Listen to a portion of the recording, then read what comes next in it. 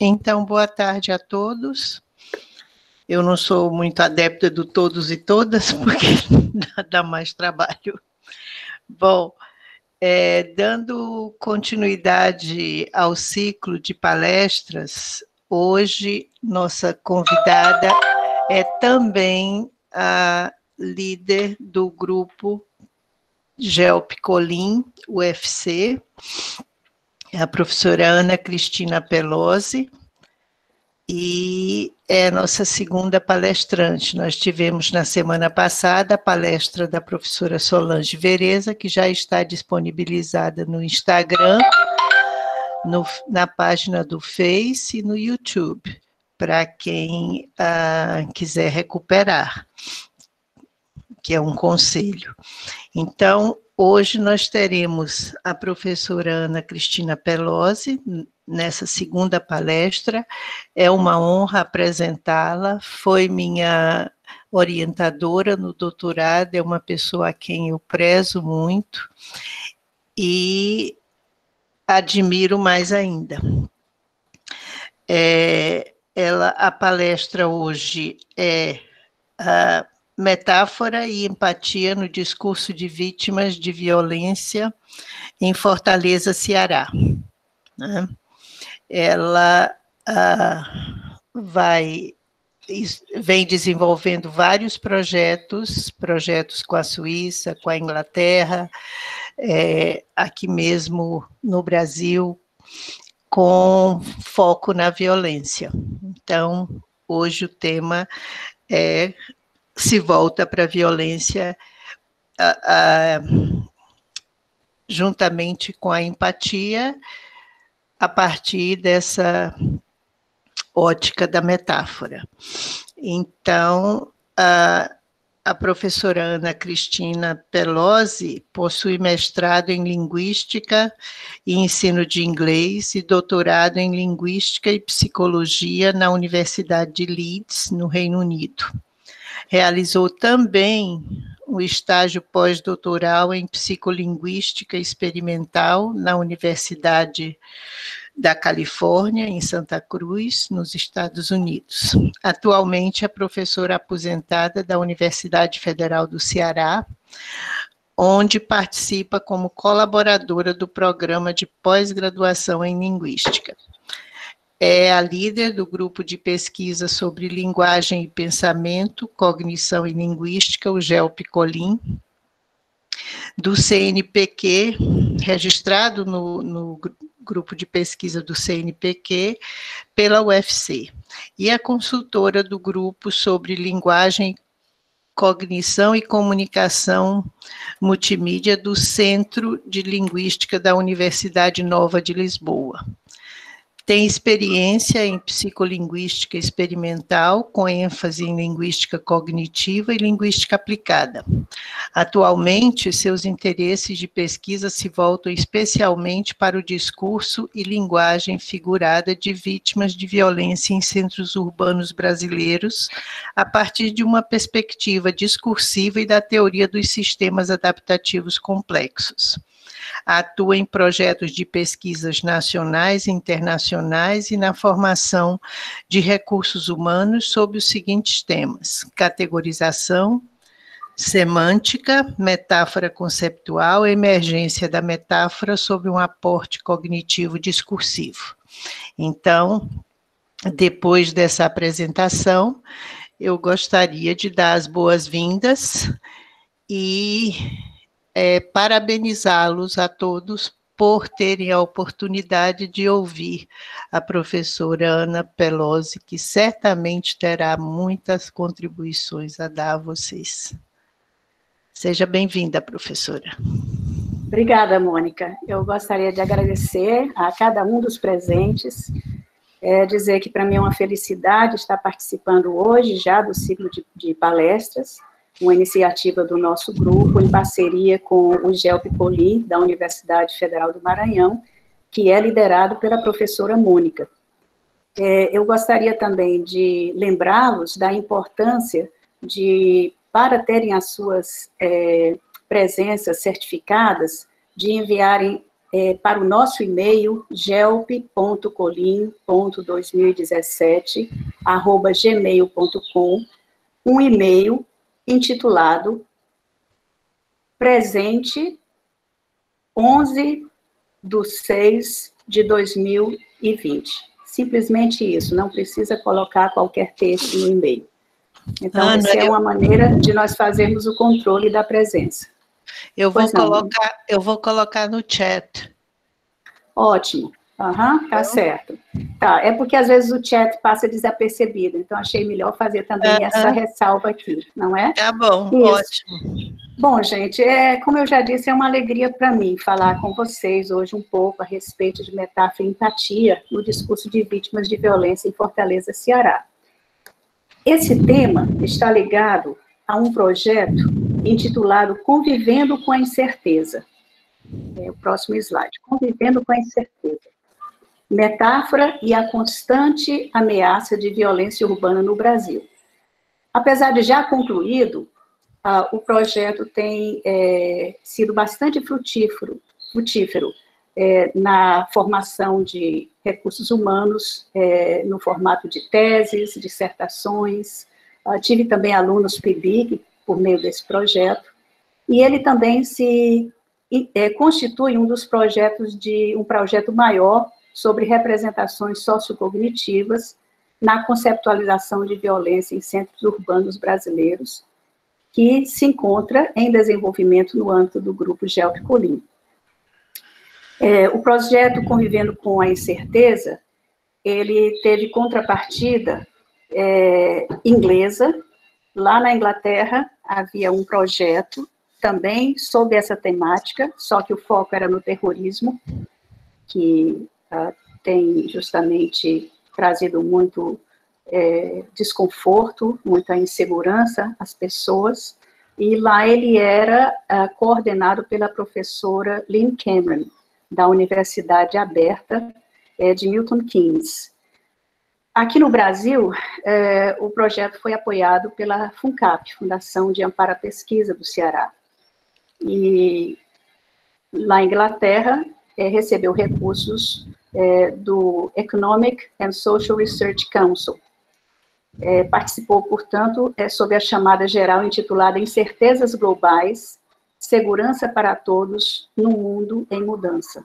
Foi uma grande chamada que congregou cientistas de diversas áreas, como a sociologia, o direito, mesmo as ciências duras também, da física, das ciências da saúde, a medicina, e o intuito dessa grande chamada era justamente tentar encontrar medidas para tornar o mundo um pouco melhor, um pouco mais seguro.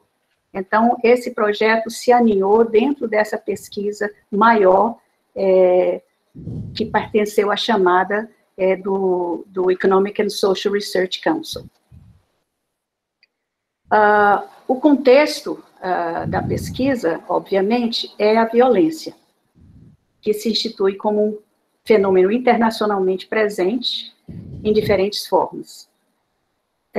Quer sejamos nós mesmas as vítimas, quer sejam pessoas da nossa família, dos nossos amigos, somos vítimas de assaltos, de guerras, de ataques terroristas, especialmente no exterior, sequestro, assassinatos, etc. E essa violência ela é implementada com diferentes propósitos, sejam eles individuais, políticos, religiosos, além de outros. E essa prevalência da violência tem gerado debates e busca por soluções do problema. Isso tem realmente reunido pessoas de diversas áreas do conhecimento humano, como, por exemplo, pessoas ligadas à linguística aplicada, ao direito, à sociologia, à psicologia, ao jornalismo, à política, para se mencionar apenas algumas áreas, havendo ainda outras envolvidas. O nosso objetivo com a pesquisa foi entender como os participantes de dois grupos focais expressam crenças, atitudes, sentimentos e valores a respeito de situações envolvendo atos de violência, para justamente podermos entender melhor como as pessoas falam, como elas se posicionam a respeito de situações envolvendo atos de violência urbana, com vistas a propor medidas para um melhor gerenciamento do problema. Isso a médio ou longo prazo. Nos ocorreram as seguintes questões de pesquisas. Como as pessoas convivem com os riscos impostos pela violência urbana? Como tais riscos contribuem para mudanças de atitudes em relação a outras pessoas? Como crenças, atitudes, sentimentos emergem na fala das pessoas ao exporem conceitos e ideias sobre violência urbana, em especial por meio da linguagem figurada? E como seria possível estreitar a lacuna entre pessoas de modo a minimizar diferenças entre grupos opostos e favorecer a construção de atitudes empáticas entre elas? Então, essas foram as questões de pesquisa que nos moveram. Queríamos entender como as pessoas convivem com os riscos impostos pela violência, como esses riscos contribuem para as mudanças de atitudes nelas próprias em relação a outras pessoas, como suas crenças, atitudes e sentimentos emergem nas suas falas, e como e se é possível estreitar a lacuna entre as pessoas, de modo a minimizar as diferenças entre grupos opostos.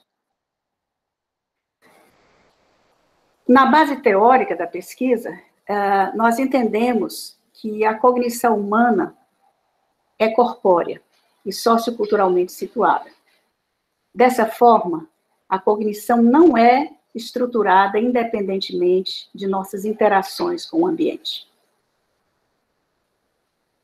De fato, as palavras de Lakoff Johnson, 1999, página 44, traduzem bem o que nós acreditamos. Ali eles dizem: nossos conceitos não podem ser reflexos diretos de uma realidade externa, objetiva, abstraída da mente, visto que nosso sistema sensório-motor desempenha um papel crucial em modelá-los. Então, nossos conceitos estão à mercê do nosso sistema sensório-motor, são modelados por ele. Daí, inferirmos a necessidade de entendermos a cognição dentro dessa contextualização que envolve princípios neurobiológicos, ecológicos e socioculturais. Ainda com base na proposta da cognição corpórea, nós, portanto, não entendemos a emergência de linguagem, seja ela figurada ou não, como uma mera instanciação de processos descendentes de natureza top-down, do pensamento para a linguagem, do pensamento para a fala. Não. Adotamos para a emergência da linguagem uma abordagem baseada na dinâmica do discurso. Dentro dessa perspectiva, a conexão entre metáfora linguística e metáfora conceptual é uma de interação entre linguagem e pensamento. Então, nós temos aí a possibilidade de entender, né, discurso e cognição como uma via de mão dupla, onde um vai justamente interferir na emergência do outro, dentro de uma dinâmica complexa que nós podemos realmente chamar de um sistema dinâmico. Nessa perspectiva, a linguagem, seja ela figurada ou não, assim como outros sistemas naturais, é considerado um sistema adaptativo, complexo, em constante dinâmica, que se desestabiliza e se estabiliza continuamente ao longo de um evento discursivo. Então, esse sistema está à mercê de diversos fatores de ordem interna e externa ao sistema. Nessa perspectiva que adotamos, a relação entre pensamento e fala são consideradas de natureza fluidas. Então, a relação entre pensamento e fala não é algo estático, algo que decorre de um processo top-down, mas as palavras que emergem no discurso, elas são fluidas. O que é que nós podemos entender com isso? Na realidade, essas palavras são fluidas porque elas não são estáticas, elas não estão ali sempre. Mude-se o evento discursivo e as palavras serão outras. A linguagem figurada emergida será outra. Portanto, a fala, nessa perspectiva, é provisória e tentativa. São justamente as circunstâncias do discurso que vão influenciar as ideias e atitudes ali engendradas. Isso é importante entender, porque vai também ajudá-los a compreender a natureza da metáfora sistemática. E realmente é considerada também como algo tentativo e provisório, que emerge num determinado momento, parte de um evento discursivo. Eu sempre dou aos meus alunos como exemplo isso. As pessoas se reúnem numa tarde para falar sobre violência urbana. E naquela interação discursiva surgirão determinadas metáforas, e poderemos rotulá-las como metáforas sistemáticas. Se o mesmo grupo se reunir numa tarde posterior, outras metáforas emergirão. Daí a importância de nós entendermos justamente a fala emergida num evento discursivo como sendo provisória e tentativa. Por outro lado, né, nós também estamos interessados nessa apresentação com a empatia.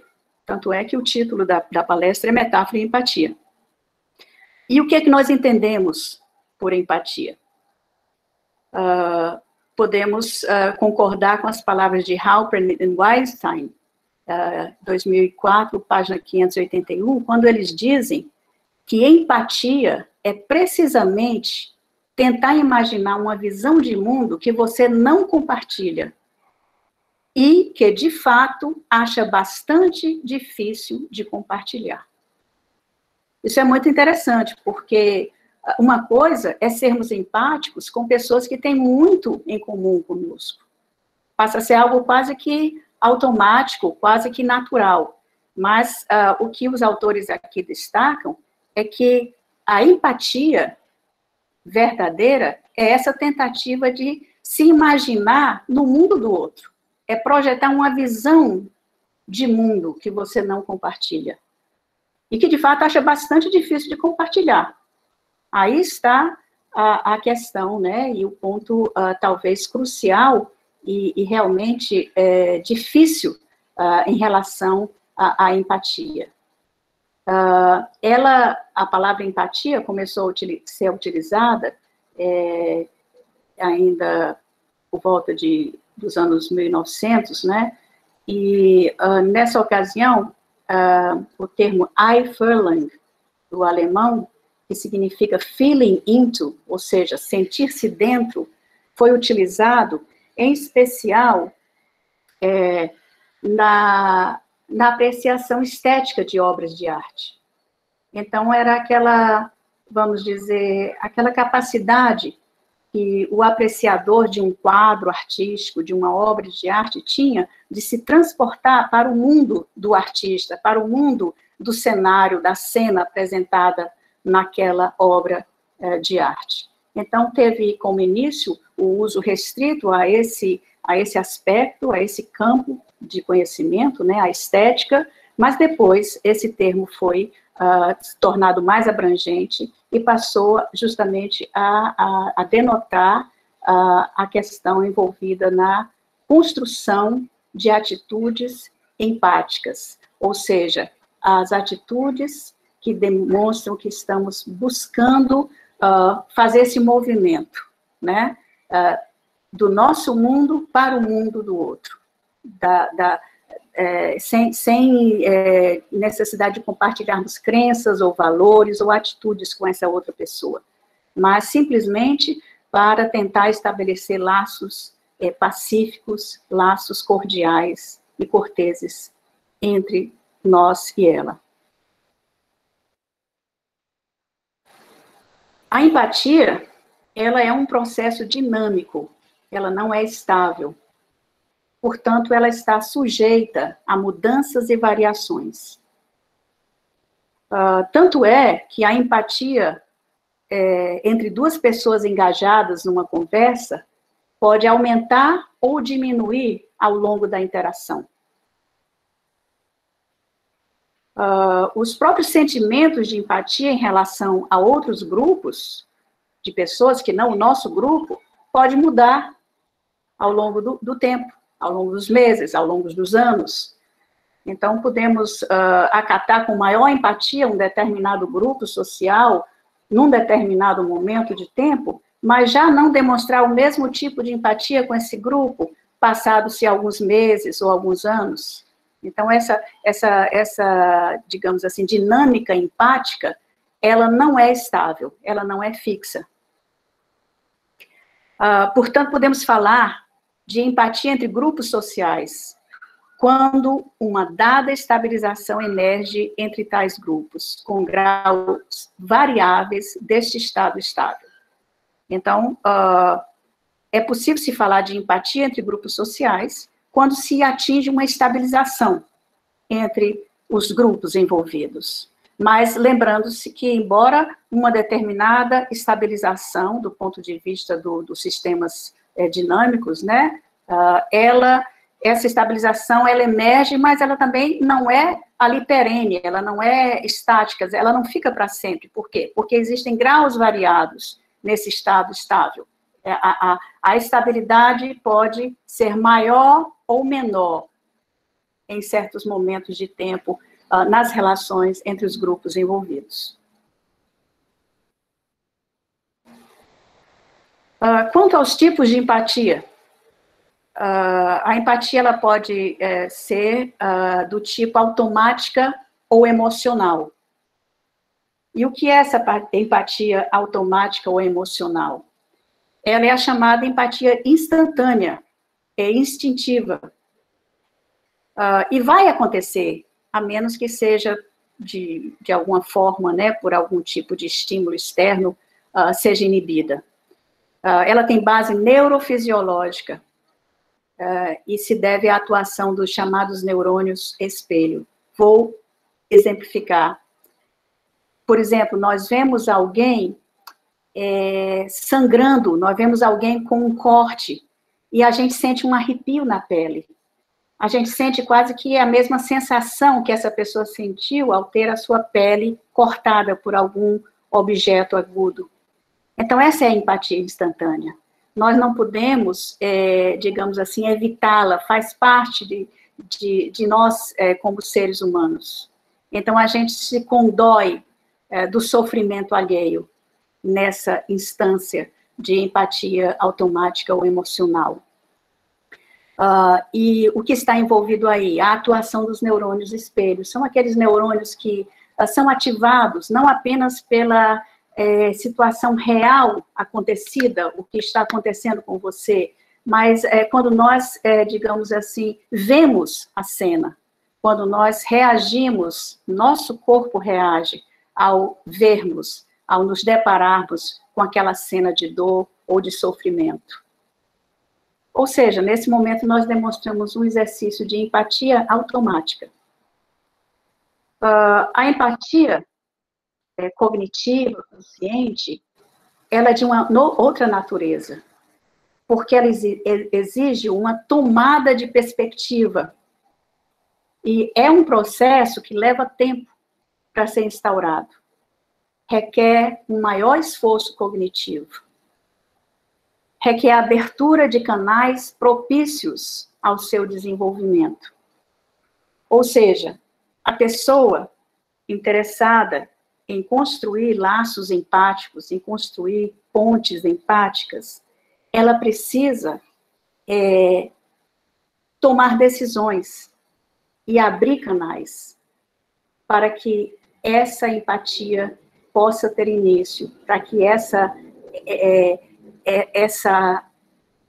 digamos assim, não é nem a empatia, mas para que essa abertura de possibilidades para a criação, para que a empatia emerja, seja realizada. E eu vou exemplificar isso com o caso de Joe Barry e Pat McGee.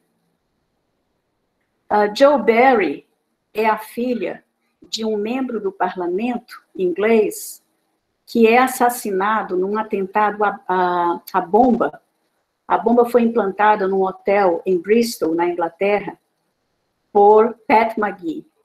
Pat é uma forma curta de Patrick. Então, o Pat McGee, ele foi o principal responsável por esse atentado à bomba que matou o pai de Jo Barry. Numa ocasião, acredito que por volta de dezembro, época de Natal, Jo Barry decide, ou seja, ela assume um papel ali, ela tomou uma perspectiva a respeito do que aconteceu com ela, e isso já haviam se passado cerca de 10 anos, então ela decide telefonar para o Pat McGee, e se identifica como a filha do membro do parlamento, cujo nome não lembro agora, e solicita que ele concorde em se encontrar com ela.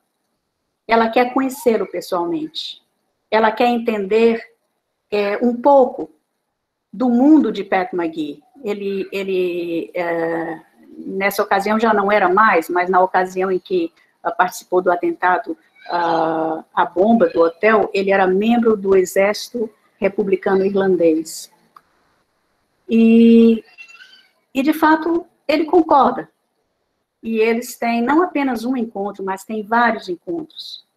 E durante essas conversas que têm, são ali lançadas as bases para uma construção de um relacionamento empático, de um relacionamento mais cortês entre eles. Eles começam a se conhecer a partir dessa tomada de perspectiva, fruto de uma empatia cognitiva consciente,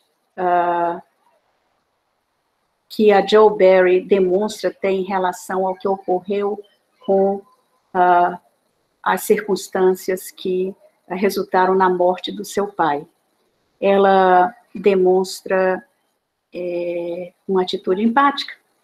Portanto, é correto nós falarmos que é necessário a abertura de canais propícios ao desenvolvimento da empatia. Eu tive a oportunidade, quando participei de um seminário lá na Universidade Aberta da Inglaterra, justamente promovido por esse projeto com o qual eu estava envolvido, o projeto Convivendo com Incertezas, de conhecer pessoalmente os dois envolvidos, tanto a Jo Barry quanto o Pat McGee. E é interessante que eles falavam cordialmente um com o outro. A gente percebia que eles não eram amigos, eles demonstravam uma certa distância, né, social, eles não estavam ali tão próximos na mesa de debates ali do evento, mas assim mesmo falavam cortesmente um com o outro, demonstrando que haviam construído laços empáticos.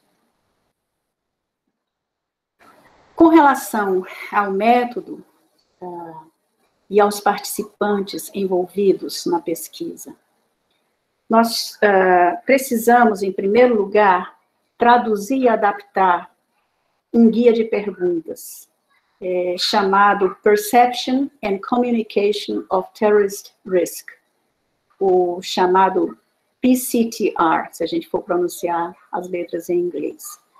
O que é o PCTR? É um elenco de perguntas originalmente proposto pela Lynn e a sua equipe para a pesquisa sobre terrorismo na Inglaterra. Como aqui nós íamos trabalhar com violência urbana, nós então tivemos que adaptá-lo à nossa realidade. Então, ele foi traduzido e adaptado, um guia de perguntas, que, de fato, não foi tão fechado, de modo que o moderador do grupo focal teve que seguir cada pergunta passo a passo. Não, elas se viram como um roteiro, justamente para que se evitasse a divagação dos participantes durante o evento discursivo.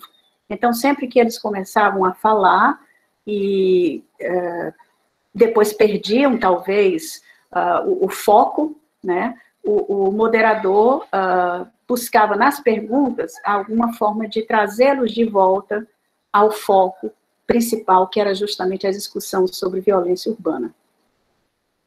As discussões aconteceram e foram realizadas por 2 grupos focais, compostos por homens e mulheres, na faixa de 16 anos a 43 anos, e todos eram alunos de 2 universidades particulares e uma universidade pública, na cidade de Fortaleza, Ceará, Brasil. O material foi gravado de forma audiovisual. Então, temos nos nossos acervos esse corpus que foi levantado justamente a partir dos encontros com esses 2 grupos focais. Uma vez feita a gravação, nós tivemos que transcrever todas as falas. As falas foram todas transcritas, foram novamente adaptadas segundo um código de transcrição que nós utilizamos na pesquisa, e depois foram alimentadas no Atlas TI, o Atlas TI, que é justamente um software para pesquisa e análise de dados qualitativos. Quem tiver maior interesse em entender mais sobre o Atlas TI, é necessário apenas digitar essas palavras no Google e encontrará várias informações e vídeos a respeito desse produto. Ainda relativo aos procedimentos, nós, primeiramente, tivemos que identificar os tópicos discursivos. Queríamos saber sobre o que as pessoas falavam. Então, a identificação desses tópicos nos levou a temas como governo, polícia, família, tipos de emoção, mudança de rotina, etc. Também prestamos atenção às narrativas, ou seja, relatos de fatos envolvendo os participantes ou pessoas conhecidas, pessoas do seu ciclo de amizades. Os cenários, ou seja, quando as pessoas relatavam, digamos assim, fatos generalizados, relatos que tinham uma base factual, mas tinham se generalizado. Ou seja, poderíamos pensar aqui, por exemplo, num caso em que as pessoas falam de um maníaco que ataca em estacionamento ou em banheiro de shopping. Então, o cenário não muda, é sempre o banheiro ou o estacionamento, mas o shopping pode variar. Então, na realidade, as pessoas passam a circular aquele cenário, no que nós chamamos de histórias circulantes, né? Essas histórias circulantes, que têm base em fatos reais, passam a servir de exemplos ou frames. Por exemplo, o frame visitar ou ir a banheiro ou a estacionamento de shopping é perigoso. Então, essas histórias também circulam entre as falas das pessoas, os grupos de amigos, os grupos de conversa, os grupos na faculdade, né, nas várias situações em que as pessoas se reúnem.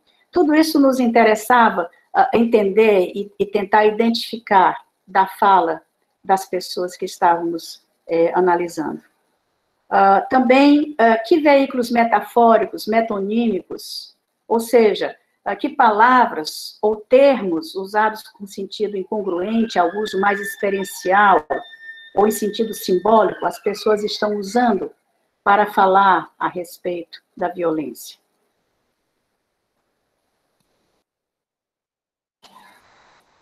Além disso, no que diz respeito à questão envolvendo a empatia, nós estávamos interessados a identificar padrões de empatia social. Ou seja, como as categorizações no discurso sinalizam para uma maior ou menor proximidade das pessoas com as pessoas envolvidas nas suas interações sociais. Como elas categorizam as pessoas, né? Como elas categorizam a si próprios, aos grupos aos quais pertencem, a sua relação, né, com outros e com outros grupos, como elas se posicionam em relação a tais grupos. Então, estávamos interessados em identificar palavras ou expressões que podem sinalizar para os modos como as pessoas especificam a si próprio e se conectam com outras pessoas. Como que elas talvez simplesmente amontoem as pessoas e se distanciem delas. Por exemplo, será que usam nas suas falas, é um bando de, às vezes até a gente fala, um bando de desocupados, um bando de pessoas que não têm senso. Ou a gente também ouve expressões como aquele povo. Então, tudo isso estava interessante. Aliás, era interessante, né, nós estarmos focados nisso tudo, nessa evidência provida por meio da fala das pessoas, conforme nós iríamos perceber nas transcrições.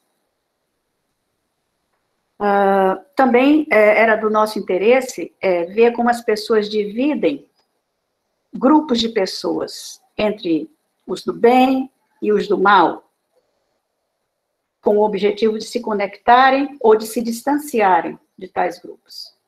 Então, isso tudo vamos dizer, se relacionava com os procedimentos relativos à identificação de padrões de empatia no discurso dos participantes dos grupos focais.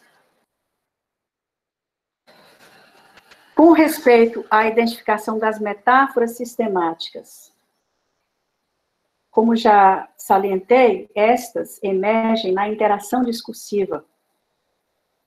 E estávamos também interessados em ver que metáforas sistemáticas emergeriam das falas dos participantes dos grupos. E como é que devemos entender essas metáforas? Como uma trajetória de veículos metafóricos, ou sejam as metáforas linguísticas, interconectadas durante o período de tempo coberto pelo evento discursivo. Então, estávamos interessados em ver como as metáforas linguísticas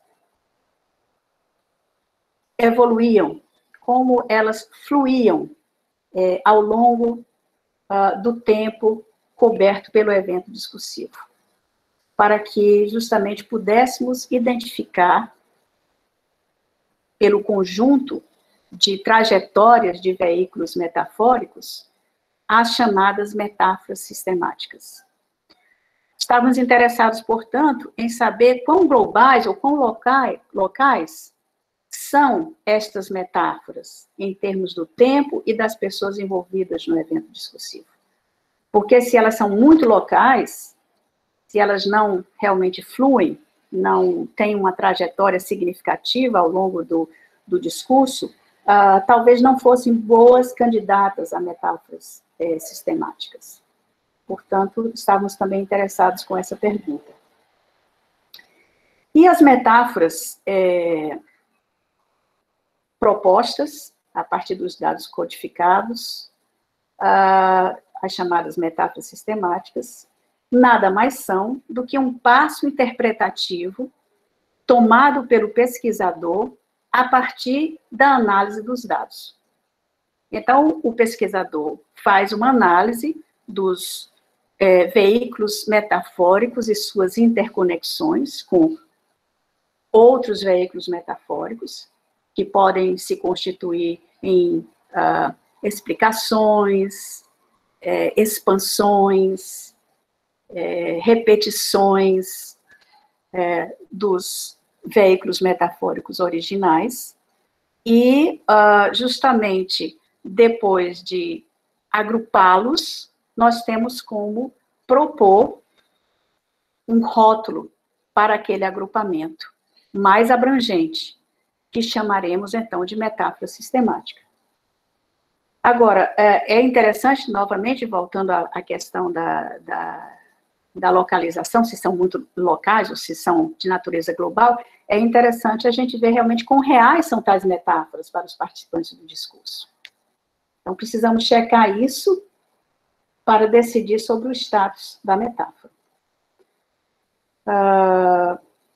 Então, nós temos que, talvez, num algoritmo, nós poderíamos dizer que nós precisamos encontrar tais metáforas, ver que trabalho elas fazem dentro da modelagem de crenças, atitudes, comportamentos dos participantes, para depois, né, atribuir um rótulo a elas. Nós temos, eu vou logo mostrar por inteiro a tela. Então, aqui nós temos como se dá esse processo. Na identificação das metáforas sistemáticas, nós temos, primeiramente, que identificar a seta. Nós temos que identificar e analisar os tópicos discursivos. Depois, nós vamos para o quadro aqui, no meio do slide, e fazemos a análise da trajetória e distribuição de tais veículos, os agrupando em categorias, que é o próximo quadro, de grupos semanticamente conectados.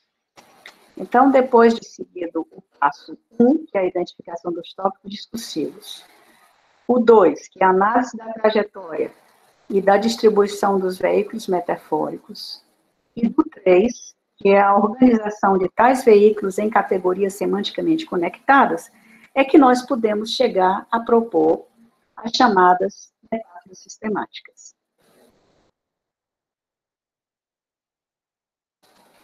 Um exemplo de metáfora sistemática foi a metáfora sentir medo em resposta à violência é colocar-se na prisão. De fato, as pessoas nos dois grupos focais falaram do medo da violência em termos de se sentirem numa prisão.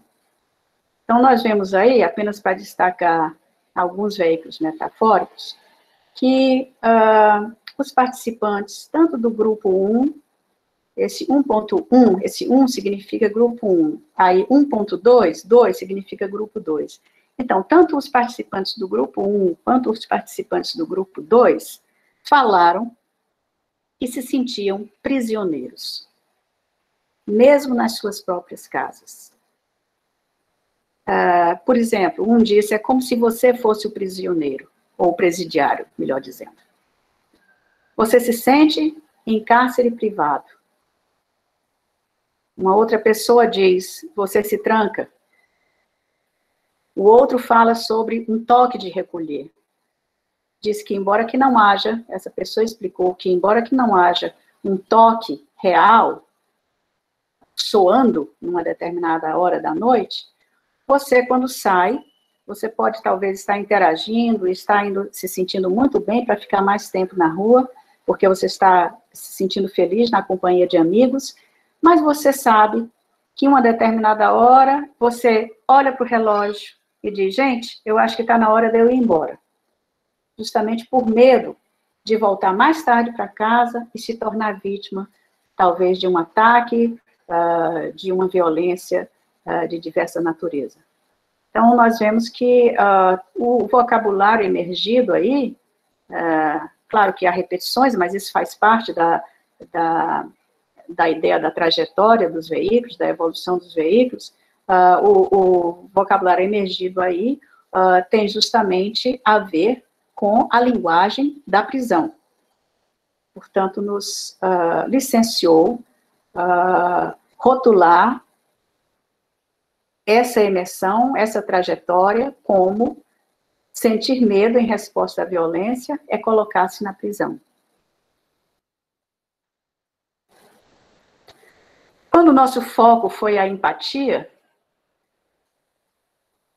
percebemos o seguinte, que na emergência, ou na resistência a ela, os participantes se posicionam segundo a metáfora da paisagem social, a chamada landscape metaphor. E eles, para fazerem essa sinalização, eles utilizam palavras ou expressões que indicam localização, proximidade, distanciamento, conexão, separação. E, dizendo mais, podemos dizer o seguinte, que na localização, eles tomam posicionamento a respeito de si e do outro na paisagem social. Falam das pessoas deste lado, em oposição com as pessoas daquele lado, as pessoas que estão comigo, as pessoas que estão do meu lado, em oposição às pessoas que estão do lado oposto, do lado de lá. Com isso, eles demonstram uma maior proximidade ou distanciamento, conexão ou separação com o outro. Interessante também que incertezas e conflitos psicológicos são comunicados por meio da metáfora da paisagem social. Isso acontece quando o que deveria estar distante, pelo menos na cabeça da pessoa, o que deveria estar distante, chega muito perto e se constitui uma ameaça. Onde é que nós obtivemos essa evidência? Essa evidência veio de uma das pesquisas realizadas pela equipe da Lynn Cameron, conduzidas na Inglaterra. A pessoa se reportou ao fato de que, ao sair do supermercado, ela dava de cara com pessoas pedindo ajuda. Então, isso para ela era uma ameaça.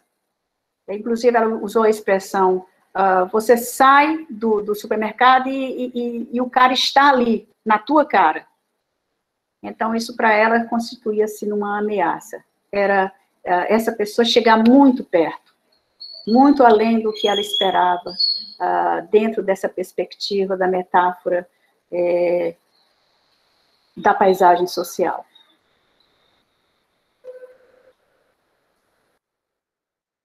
Recebendo os WhatsApps aqui, espero que não seja nenhum problema, acho que não. Bom, apenas como ilustração de alguns resultados, eu gostaria de passar agora a relatar o que nós observamos. Aproveito para perguntar se a transmissão está ocorrendo bem e se todos estão me ouvindo. Nesse momento eu faço isso.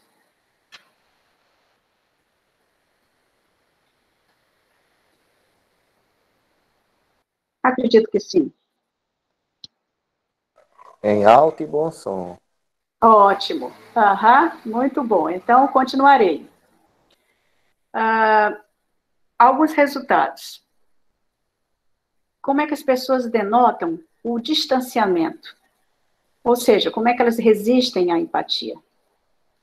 Nós temos aí o exemplo dessa informante chamada Susan. A propósito, os nomes foram trocados para preservar a identidade dos participantes. Então, Susan, ela diz assim, você acaba se tornando uma pessoa mais fria. Então, vejam bem, ela faz uma categorização de pessoa como uma pessoa. E ela se inclui por dizer que você acaba se tornando, esse você no sentido genérico, né? Então, ela também está se incluindo aí. Você acaba se tornando uma pessoa mais fria. Por se tornar uma pessoa mais fria, você já demonstra aí uma certa distância, um certo distanciamento, porque as pessoas calorosas, elas são próximas. As pessoas distantes, elas são consideradas pessoas frias, né, que não se envolvem emocionalmente com outras pessoas. E ela explica por quê, né? Ela diz, porque você vê aquela pessoa. Então, veja, ela faz outra categorização do indivíduo que ela está vendo, como aquela pessoa, né? Então, o que ela diz a respeito daquela pessoa? Diz que ela é de uma situação financeira inferior. E emite um julgamento por dizer, eu vou abrir a porta do carro para alguém do lado de lá? Então, veja, ela começa com aquela pessoa, essa pessoa é de uma classe inferior, alguém. Então, quer dizer, já está mais ainda digamos assim, apagada a identidade da pessoa, nesse trecho aí da fala de Susan, né? Interessante que ela fala, fazendo uma pergunta retórica, eu vou abrir a janela do carro para alguém do lado de lá? Ela faz aí uma pergunta que não requer resposta, mas ela já sabe que ela não vai abrir. Por quê? Porque a pessoa está do lado de lá. A janela do carro estabelece uma falsa sensação de segurança.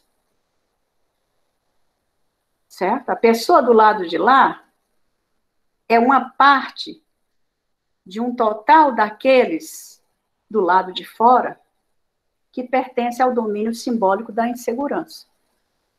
Daí a gente falar sobre a metonímia dentro-fora, né? A metonímia do estar dentro e do estar fora, que está conceptualmente ligada, né, ao quê? A metáfora, estar seguro é estar dentro. Então, nós temos inúmeras evidências de que as pessoas realmente entendem assim, né, esse cenário promovido pela metáfora da paisagem social.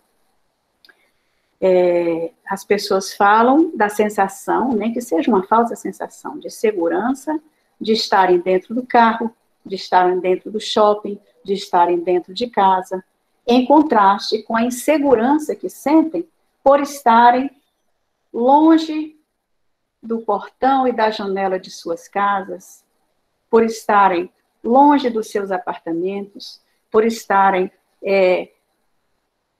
longe de um local que, talvez, mesmo que ficticiamente, lhes transmita essa ideia de segurança, né?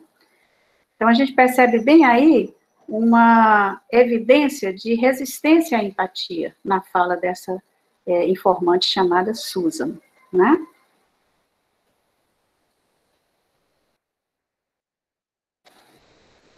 Por outro lado, a gente tem uma evidência aqui de uma tomada de perspectiva que mostra justamente a tentativa de se entrar no mundo do outro. Então, há um indício de emergência de empatia no discurso aqui. A informante aqui diz o seguinte, falando sobre os marginais. Eles já saem na rua sim. Eles não sabem se vão matar ou se eles vão morrer. Mas eles já saem na rua preparado. A gente vai sair para roubar um carro, sair para roubar uma carteira. Eles já saem naquele intuito. Eu vejo que eles já premeditam a situação, o objeto que eles querem roubar. Mas o que eles vão enfrentar ali na frente é algo imprevisível. Então, quem estiver dando sopa, quem estiver na hora errada, no lugar errado, é a vítima da vez.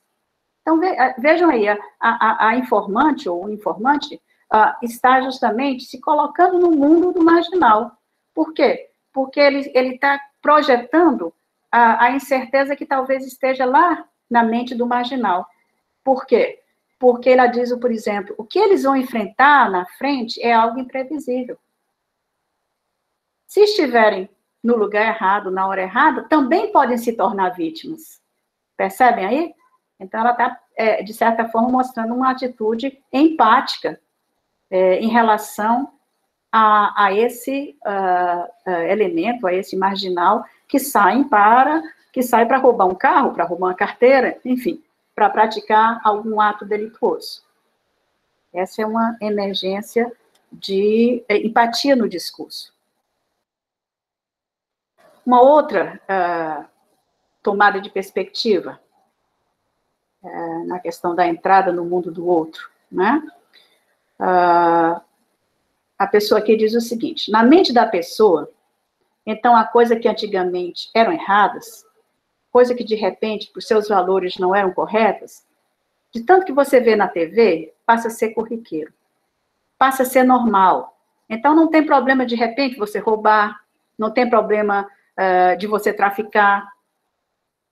E de repente tem um menino lá no morro que está passando fome, e o governo não faz nada por ele. Percebem aí quando o movimento, né, acontece, quando a pessoa depois de falar que a coisa está se tornando realmente bastante popularizada, né, os atos delinquentes, hoje em dia parece que já se tornou normal, corriqueiro, mas aí ela lembra do quê? Ela lembra do menino no morro que está passando fome, que o governo não faz nada por ele. Então, esse menino vê essas coisas acontecendo, e de tanto que ele vê, ele começa a achar que é normal. E ele quer saciar a fome dele. Então, ele acha que não tem nada em roubar. Mas percebem aí a tomada de perspectiva da parte da pessoa que deixa emergir esse discurso?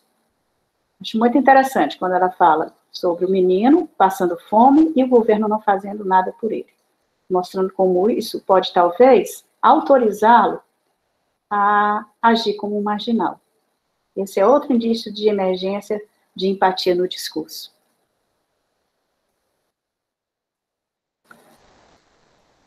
Nós passamos agora para os comentários finais.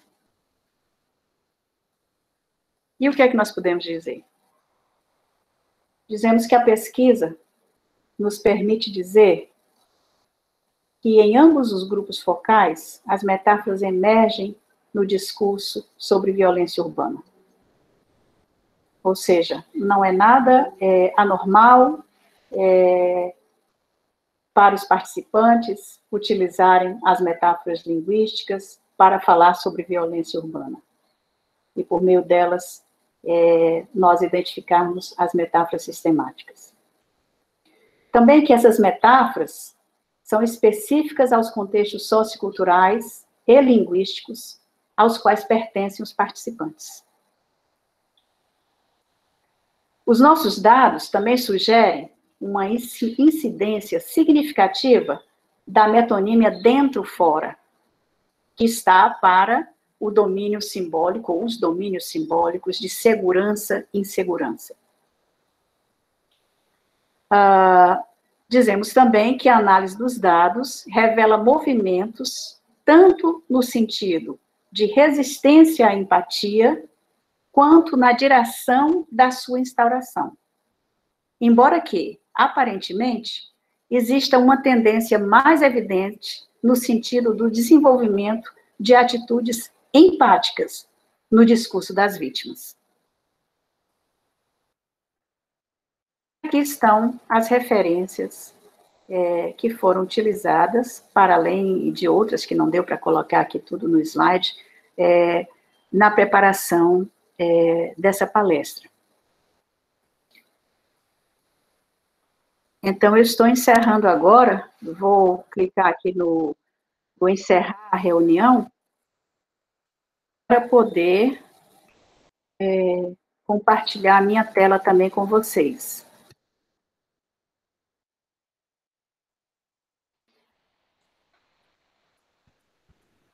Bom, agora, Ana, nós daremos início às perguntas e comentários. Sim. Né? Então, as pessoas, por favor, usem o chat para se inscrever, que fica mais fácil. E não esqueçam de ligar os seus microfones e talvez as suas câmeras também. Na hora da chamada, aqui ainda, por enquanto, ainda não há alguém inscrito. A Suelen Martins é a primeira.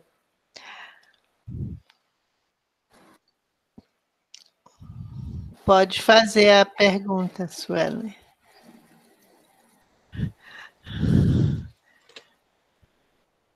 Suelen? Talvez ela não ligou. Pois não, boa tarde, professoras. Está nos ouvindo? Estão ouvindo agora? Sim, Pois sim. Professora, eu até fiz a pergunta no chat. Eu queria saber como adaptar essa metodologia utilizada na sua pesquisa a partir de Cameron para escritos, e não somente nessa perspectiva oral, né, de coleta de dados por meio local, que é o que a gente mais vem observando acontecer, né? Então, como trabalhar na perspectiva do corpus escrito? Se é possível fazer essa análise das metáforas sistemáticas, dos veículos metafóricos, se é possível fazer com qualidade esse tipo de pesquisa. Obrigada, professora. Sim, Suelen, deixe-me só esclarecer aqui. Você, quando fala em escritos, você se refere a gêneros textuais, ou seja, a fazer análise da presença de metáfora sistemática em outros gêneros?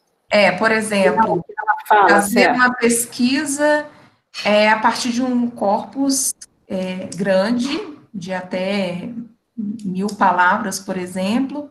Sim. De um gênero em específico. Por exemplo, um gênero de divulgação científica, ou de crônicas, enfim, de textos que são essencialmente... Ok. Olha, com o Atlas TI, você tem essa possibilidade, porque você pode alimentar no Atlas os textos que você deseja analisar. E ali você tem como sinalizar em cada texto, ou seja, identificar e sinalizar e anotar as metáforas linguísticas que aparecem ali. Que isso é possível, você vê muito bem num exemplo que há no livro Metaphor Analysis, da Cameron Maslin, a respeito de um texto analisado do discurso do Tony Blair. É um dos exemplos que ela dá, ela e o Maslin dão, da possibilidade de se fazer a identificação de veículos metafóricos e metáforas sistemáticas em outros gêneros que não a fala, né? Em outros formatos que não a fala. Ok, professora, obrigada. Pois não. A próxima é Elaine Raulino. Elaine? Som. Dá para me ouvir agora? Porque o microfone estava desligado. Sim. Deixa eu ver se eu saio daqui. Deixa a tela assim inteira? Pode ser? Pode. Ou minimize. Então, boa tarde, professora, boa tarde a todas, a todos. Eu venho de é importante salientar o contexto da minha fala. Eu venho de um contexto da docência, letras, análise do discurso, francesa, Foucault, analisando aí algumas categorias do discurso. E aplicando toda essa vivência dessa visão discursiva, sociodiscursiva, dentro de um contexto da inteligência emocional, porque você citou empatia. A empatia ela é uma das competências sociais, segundo Daniel Goleman. E eu estou também como uma pessoa e uma profissional dentro dessa área da inteligência emocional, como desenvolver, de fato, a aplicabilidade, não só do ponto de vista teórico, mas do ponto de vista mais prático, porque quando você fala em empatia, você acaba tratando aí de algumas crenças, né? Crenças aí limitantes, como, por exemplo, a ausência da compaixão, a ausência da autocompaixão, que a empatia remete, né, à compaixão e à autocompaixão. Como aplicar em relação às mulheres. Eu faço parte do grupo Mulheres do Brasil, Núcleo São Luís. Eu estou aqui trago a fala aqui do comitê, sou voluntária do Comitê de Empreendedorismo do Núcleo São Luís, Grupo Mulheres do Brasil, e lá também nós temos um comitê do combate à violência das mulheres. E eu achei muito interessante, o que me atraiu foi o título da sua palestra, da sua aula, da sua pesquisa, e mais ainda agora do conteúdo. E eu estou vendo a contribuição gigante, né, da sua pesquisa para a nossa missão, nosso propósito, não só no combate da violência, mas também como aplicar tudo isso dentro desse contexto, trazendo aí a inteligência emocional. Sim. Poderia me repetir a sua pergunta? Eu acredito que na contextualização me perdi. Como aplicar a empatia, não só a empatia, mas também, você focou a empatia, né, especificamente. Sim. Mas nós temos outras competências sociais. Mas como trabalhar a empatia, que é o objeto da sua pesquisa, dentro desse contexto da inteligência emocional, não somente discursiva, Sim. Né, para o combate às mulheres. A violência contra a mulher, sim. Exatamente.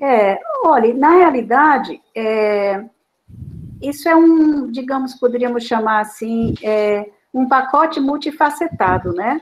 A gente não pode pegar só o pacotinho da violência. A gente tem também que encontrar realmente ali as várias outras facetas que estão envolvidas, né?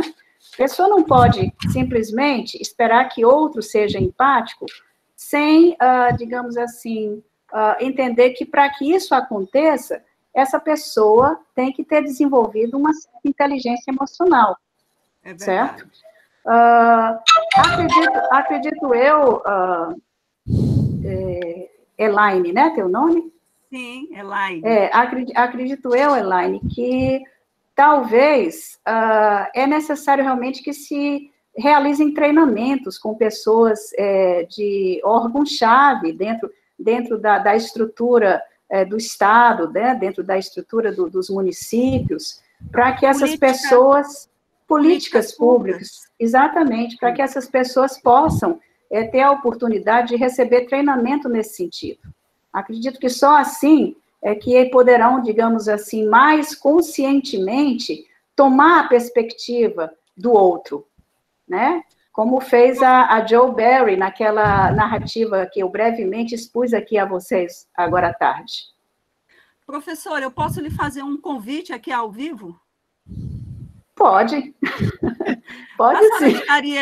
A senhora estaria disponível em fazer uma live para o grupo Mulheres do Brasil, Núcleo São Luís, apresentando esse seu trabalho maravilhoso, para nos ajudar nessa missão, nesse propósito, não só da empatia, né?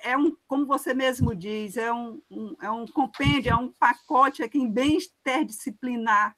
Exatamente, não é uma coisa só.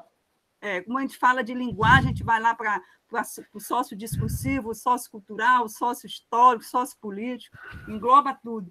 A senhora aceitaria fazer uma live conosco lá no grupo Mulheres do Brasil? Elaine, eu aceito, mas você vai ter que me dar um pouquinho de tempo, porque eu estou também coordenando junto com a Mônica as palestras, e tem uma logística bem complexa envolvida em torno disso. Então, deixa eu primeiro me familiarizar melhor com essa história do Google Meet e do que está envolvido em tornar esses momentos, como nós estamos tendo agora, possível, né? De aprendizagem, né? Exatamente, para que eu possa te dar um sim. Mas você tem o e-mail do Gelp Colim. Então, me mande esse convite, me mande dizer, por exemplo, perspectivas sobre datas e tudo mais, que aí a gente pode conversar. Desde já agradecemos, será uma honra, eu tenho certeza que vai contribuir muito, não só do ponto de vista teórico e prático, para nos ajudar, né? Nós estamos vivendo esse momento de ações, né? De atitudes. Pois não. Sim, muito obrigada. Nada, querida. Ok. A terceira pessoa inscrita é Geórgia.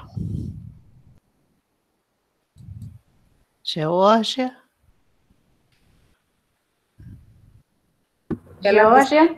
Ela avisou que precisou se ausentar.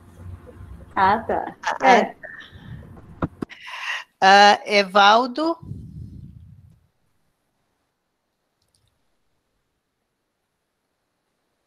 Evaldo é o próximo. Só estava ligando o microfone. Tá. Boa tarde às professoras, Ana Cristina, professora Mônica, prazer revê-la, professora, e aos colegas participantes. Quando a gente está, assim, vamos dizer, numa linha de pesquisa, eu vou já construir uma metáfora também, normalmente queremos puxar a brasa para a nossa sardinha. E eu, maravilhado com essa palestra, quero parabenizar a professora. A minha pergunta é se, assim como eu, a senhora percebe também uma ponte entre a metáfora cognitiva e a questão do processo referencial, já que ambos não fazem essa dicotomização entre cognição e discurso, e a referenciação existe em função de um querer dizer, né? É uma prática discursiva, por exemplo, como diz Có, né? Então, eu Sim. queria só saber se a senhora percebe também essa relação entre a metáfora cognitiva e o processo referencial. Sem dúvida, sem dúvida. Eu acho que eu devia pedir a minha orientanda, a Márcia Nanda, para responder a sua pergunta, porque ela está trabalhando justamente com isso, não é? Mas, com certeza, a gente percebe muito, por exemplo, essas operações da Polícia Federal, que elas são rotuladas de uma maneira bastante já, digamos assim, intuitivas, para fazer o quê? Para fazer com que o processo se dê em termos de frames que estão internalizados ali na mente das pessoas que têm contato com essas notícias. Então, com certeza, quando uma operação ou quando um determinado movimento é rotulado, vamos dizer assim, me faltou a palavra agora, mas se acionam frames, né? Frames que estão ligados ao quê? Às referências que nós temos, em termos de vivência socioculturalmente situada, né, que nós temos. Então, quando a gente diz assim, se tem o nome de uma operação da Polícia Federal, que tem um rótulo, vamos lá? Lava Jato. Pronto, Operação Lava Jato, né? Então, nós temos o porquê dela ser chamada Lava Jato, e para as pessoas que têm familiaridade com o que realmente se deu, esse rótulo já aciona uma enormidade de informações. Então, nós temos aí a ligação entre o processo cognitivo e o processo referencial. Quem está estudando isso é a Márcia Nanda, uma orientanda minha do Piauí. Não sei se ela está assistindo agora a palestra. Não consta entre os inscritos. Não, né? Depois não. Vai ver, talvez, no YouTube ou em outro local. Eu não sei se respondi a sua pergunta, Evaldo. Eu não estou ouvindo. O microfone. Tem que ligar o microfone. Uhum. É verdade, é porque eu não queria, né, que desse tilt aí. A minha curiosidade, né, natural, porque eu sou um neomestre em letras pela UFMA e minha pesquisa foi sobre referenciação e construção de sentidos. E ao assistir a palestra, eu percebi muita similaridade entre uma coisa e outra. Muito obrigado, responder a contento, maravilhoso. Tá certo. Alguém mais? Porque Geórgia saiu e eu não vejo outro inscrito.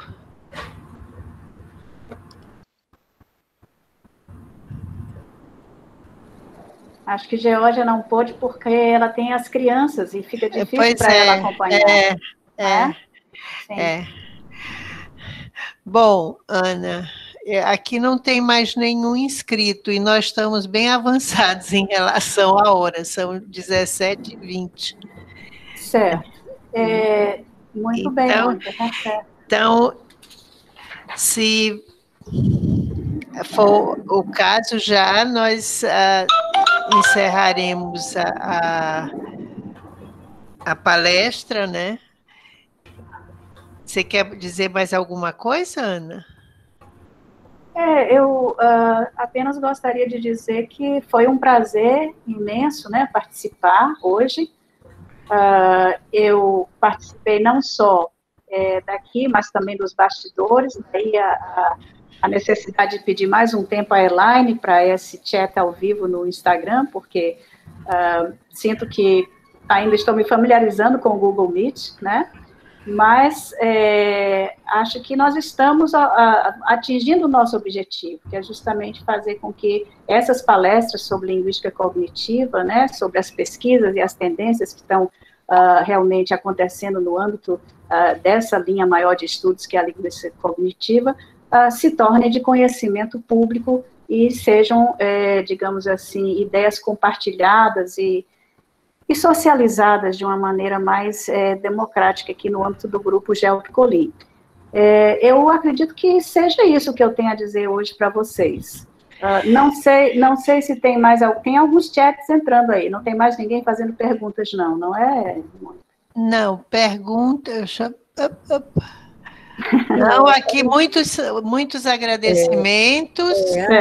Eu sei que o espaço, né, mas eu acho que é importante só parabenizá-la. Eu cheguei um pouco em andamento, mas assim, a sua didática, né, a seleção dos exemplos, isso clareia bastante a teoria, né, isso é muito bom. Ótimo, fico feliz. Obrigada. Esse olhar. Ana, somam-se aos parabéns de Suelene, de muitos participantes. Eu vou depois fazer a cópia do chat para encaminhar para você com todos os comentários, todos os registros dos participantes. Tá? Agradeço, Mônica, tá certo. Gente, não esqueçam, desculpa ter interferido, não esqueçam do e-mail, hein, para poder, digamos assim, consolidar a presença de vocês, tá certo?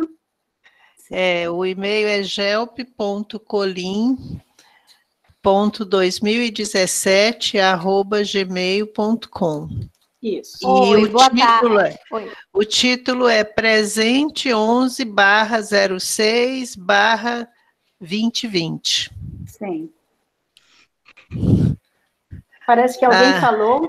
Foi a Ariadne, e eu queria parabenizar pela palestra, porque eu não consigo escrever aqui, tudo que eu mando dá erro no reenvio, então parabéns, foi ótima, muito didática, como todo mundo está dizendo aí, tá bom? Que bom, Ariadne, que você gostou, tá ótimo, fico feliz. Tá bom. Boa tarde para todos. Tá, gente, um prazer.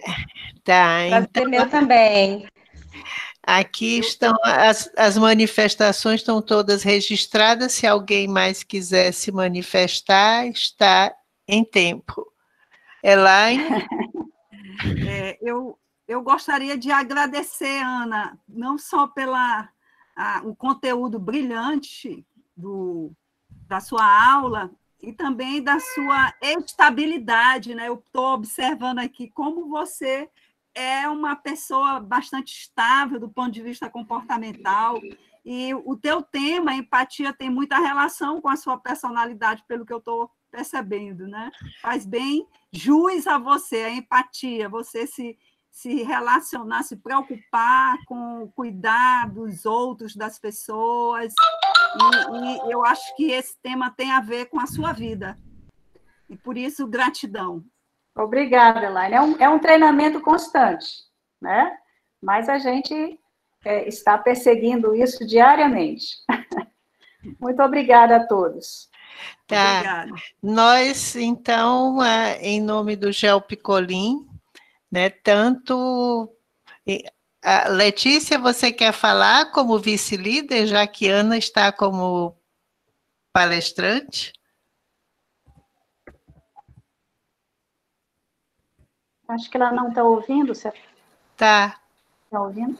Eu talvez esteja ligando o microfone. Tá, sim. Tá no microfone. Estava tentando ligar o microfone. Eu gostaria, né, de agradecer a oportunidade e 30 anos, há mais de 30,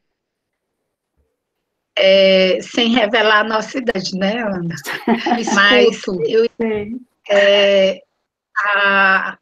a fala da Ana, e realmente, Elaine, você aí falou bem, a Ana é um ser que busca esse movimento empático, é um ser que eu diria da cortesia, da delicadeza, Então, fazer parte do grupo, ter sido orientanda dela do mestrado, do doutorado, me dá sempre muito orgulho e é sempre muito gratificante. É tanto que hoje o esforço para estar em 2 lugares ao mesmo tempo foi bem complexo. Tinha uma reunião na instituição que eu trabalho, mas eu fiz questão de sair dessa reunião e entrar para prestigiar.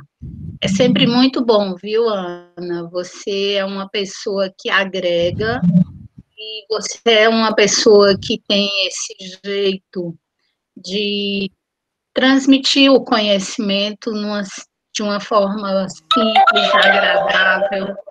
Então, eu agradeço enormemente fazer parte de um pedacinho da sua vida. E desejar, né, que essas palestras elas sejam constantes, uma vez que a gente já descobriu essa nova forma de congregar o Brasil. Então, é muito importante. Agradeço, Mônica, a oportunidade dessa fala e desejar a todos vocês um movimento cortês e empático no mundo que nos divide tanto, né? Eu acho que, assim como muitas pessoas não conseguem respirar, hoje eu falei até para o meu marido, eu queria ter cada vez mais amor e não pelos outros e não me deixar de ser, de existir, porque às vezes você tenta, de uma forma ou de outra, vivenciar o movimento empático, mas esse movimento também... Travou, né? Travou. Travou. Questões de transmissão mesmo. Congelou. Voltou agora, Letícia. Pronto, eu finalizei, Ana, porque está falhando, viu? Certo. Agradecer tá bom, então... e parabenizar. Obrigada. E em agosto, tudo transcorrendo de acordo com os nossos planos, nós teremos também a palestra da Letícia e da Geórgia. Já fiquem lembrando disso, dessa informação. Tá bom, gente?